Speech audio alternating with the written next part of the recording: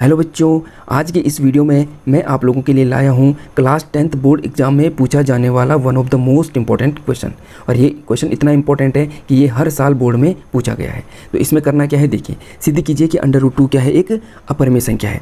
तो हम क्या करेंगे, हम पहले ये देखेंगे कि हम मानेंगे कि मान लीजिए ये क्या है, एक परिमेय संख्या है। ठीक है, तो चलिए लिखते हैं, माना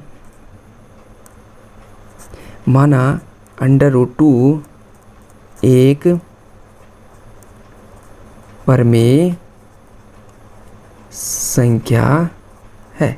ठीक है, हमने क्या करा कि हमने मान लिया कि माना √2 क्या है, परिमेय संख्या है। अब परिमेय संख्या है तो बच्चों हमें पता है कि परिमेय संख्या क्या होती है। परिमेय संख्या वह होती है जिनको हम क्या लिख सकते हैं, P/Q के रूप में लिख सकते हैं। इसका मतलब ये हुआ कि जो √2 है इसको मैं कैसे लिख सकता हूँ, P/Q के रूप में लिख सकता हूँ। कोई दिक्कत नहीं है, तो हमने लिख दिया। अब यहाँ पे थोड़ा वो चीज़ हमें ध्यान रखनी है कि Q 0 नहीं होना चाहिए। पहली बात, दो कंडीशन है जो हमें यहाँ पे लगानी है। ठीक है, पहली कंडीशन क्या होगी कि Q 0 नहीं होना चाहिए। ठीक है, और दूसरी कंडीशन क्या है कि जहाँ हम लिख देंगे, जहाँ P एवं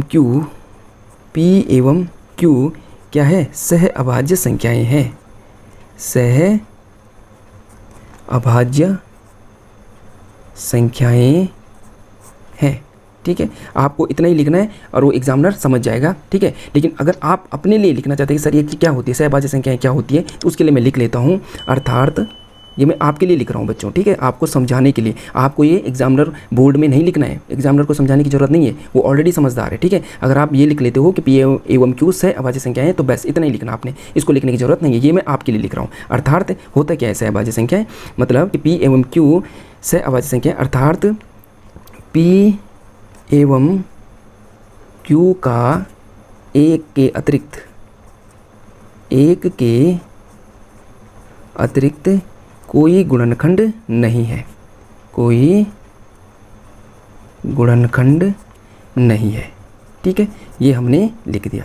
मतलब यहाँ पे जो P और Q है इनका जो गुणनखंड है वो क्या है, सिर्फ एक है, एक के अलावा नहीं है। ठीक है, कोई और संख्या नहीं जो इन दोनों को विभाजित कर सकते, सिर्फ एक ही है जो इनको विभाजित कर सकता है। ठीक है, तो उसी को कहते हैं सहअभाज्य संख्या। ठीक है, तो अब देखिए हम क्या करेंगे, हम इसको फिर से लेंगे √2 = P/Q। ठीक है, अब क्या करेंगे, Q को इधर कर लेते हैं तो कोई फ़र्क नहीं पड़ेगा, Q ये रहेगा और यहाँ पे ऐसा हो जाएगा। ठीक है, अब हम क्या करेंगे, दोनों पक्षों का वर्ग करने पर, दोनों पक्षों का वर्ग करने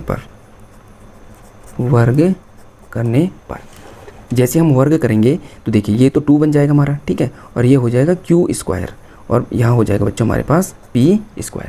अब यहाँ पे क्या हुआ कि जब ये है तो इसका मतलब ये बराबर में है, मतलब ये जो पूरा का पूरा है ये इसके बराबर है। ठीक है ना, तो इसका मतलब ये इसको विभाजित कर सकता है, ये तब भी बराबर होंगे। क्लियर है, तो हम लिख सकते हैं कि अर्थात यहाँ से हमें एक चीज़ समझ में आ गई, अर्थात ये हो गया कि जो P² है वो क्या है, 2 से विभाजित है। क्या है, 2 से विभाजित है। अब जब P² 2 से विभाजित होगा तो जो P होगा तो P 2 से भी विभाजित होगा।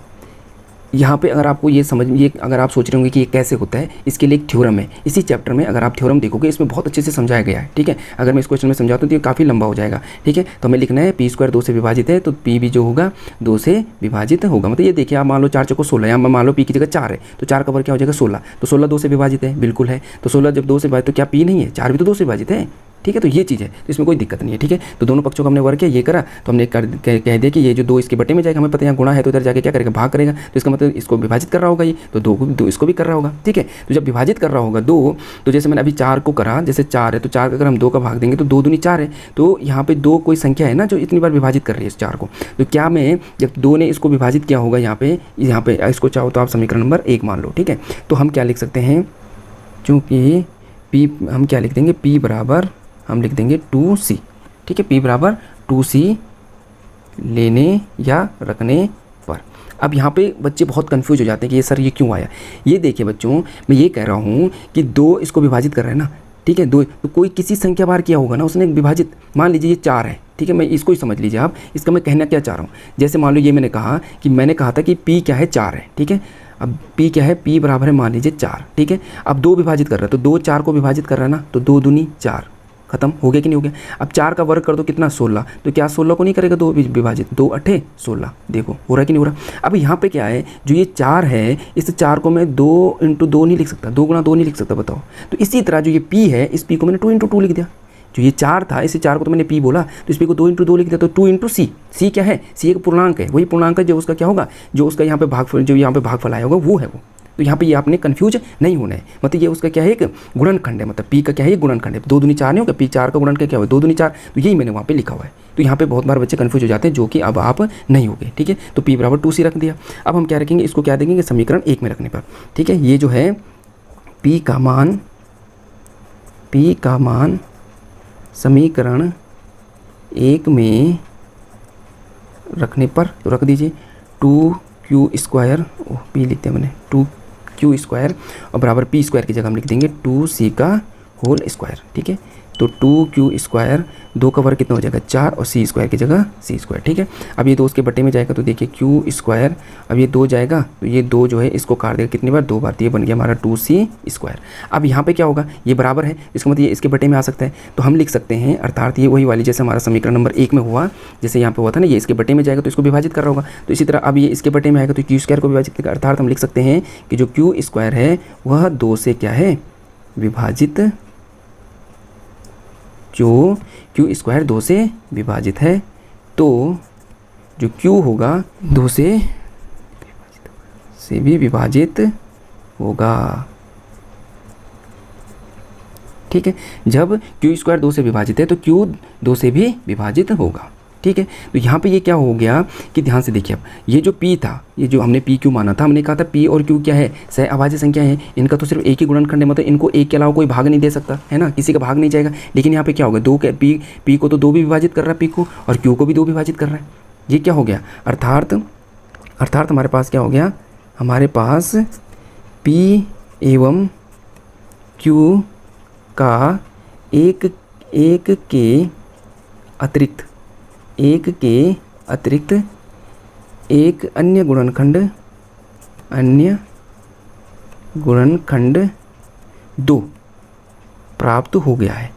हो गया कि नहीं हो गया, हमें इनका एक गुणनखंड 2 प्राप्त हो गया है, जो इस बात का विरोधाभास है, जो इस बात का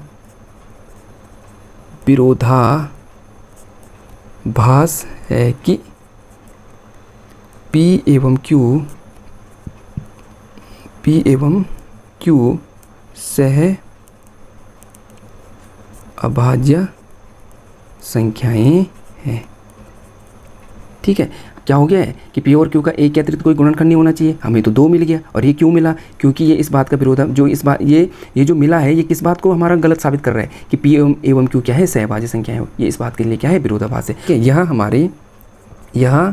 हमारी गलत धारणा के कारण हुआ, ठीक है। यह हमारी गलत धारणा के कारण हुआ है कि √2 एक परिमेय संख्या है। सबसे बड़ी गलती यही हुई कि जो हमने बोल दिया कि √2 क्या है एक परिमेय संख्या है, इसी वजह से इतना गड़बड़ हुआ है। अतः हम कहेंगे √2 एक अपरिमेय संख्या है, अपरिमेय संख्या है। अब ये हमारा क्या हो जाएगा आंसर। यहाँ पे बच्चों को बहुत दिक्कत होती है, मुझे समझ में नहीं आता कि इस क्वेश्चन में बच्चों को दिक्कत होती क्यों है।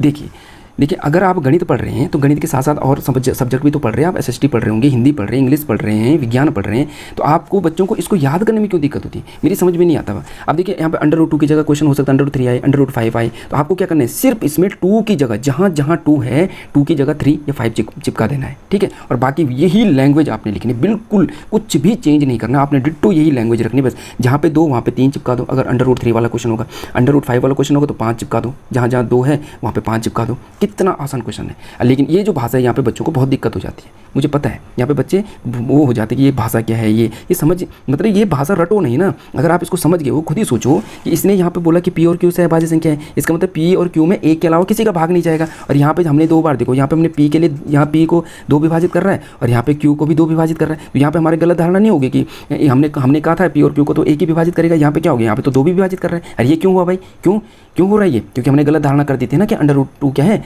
परिमेय संख्या है। सिंपल ये चीज़ तो लिखनी है। अब भाषा आप कुछ भी बना दो, हो सकता है मैंने सही भाषा ना बनाई हो, आप अपने हिसाब से भाषा बना दो, तो समझना है। अगर आप समझ गए तो कोई दिक्कत नहीं है। बहुत आसान क्वेश्चन है और इंपॉर्टेंट है। सबसे बड़ी बात कि बहुत इंपॉर्टेंट है, हर बार पूछा जाता है। तो आई होप आपको ये क्वेश्चन अब समझ में आ गया होगा। और अगर आपको क्वेश्चन समझ में आया है तो प्लीज़ चैनल को सब्सक्राइब जरूर कर देना और वीडियो को लाइक भी कर देना। तो मिलते हैं नेक्स्ट वीडियो में, तब तक के लिए थैंक्स फॉर वॉचिंग।